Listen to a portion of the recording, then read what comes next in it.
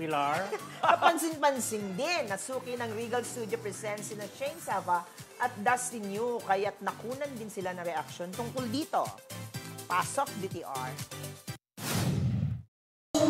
Po talaga, and sobrang happy po ako kasi every time na nagtitipid po ako for Regal, super fun lang, light, and malayo din po sa mga drama series na ginagawa ko po. So, I get to experience po yung mga characters ko na ibang malayo-malayo po sa iba ko pong drama series. So, yun po, katulad po nung sinabi ni Faye na nalalaro niyo po yung mga bawat characters na pinoportray niyo kasi iba-iba po siya every season. So, ayun po.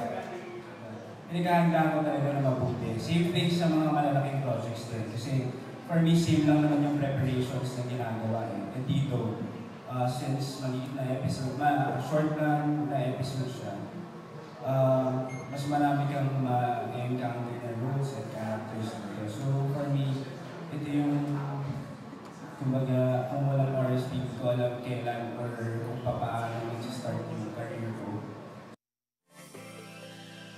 Ang dami ng mga artistang bago. Oo. Sina Shane, product yan ng ng Sparkle. reality show. Winner yan, grand winner yan. Starstruck yata, yun, parang gano'n.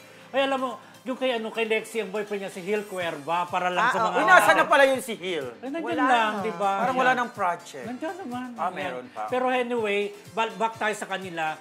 Si Shane at saka si Dustin magkasama sa Regal Studio sa isang episode. Si Dustin Yu, suki yan ng Regal Studio kasi alaga yan ng tawag dito yung agency ni Don Monteverde. Kay Don Monteverde siya. Oo, parang gano'n, oo. Kasama si Richie Rivero. Ayan. At saka nakalaban namin yan sa Family Feud. Ay. Si Dustin Yu. Kaya kilala mo Natalo ka ba? Ha? Natalo ka na. Nanalo kami! O pala to! Matagal na, last year pa yan, ano?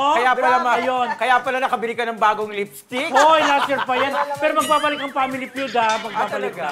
Sige, laban tayo doon. Sumali naman tayo doon. Oo, yun. Marites versus Marisol. Ang mga nakalaban namin si Richie Rivero, kasi yan, si Dustin Yu.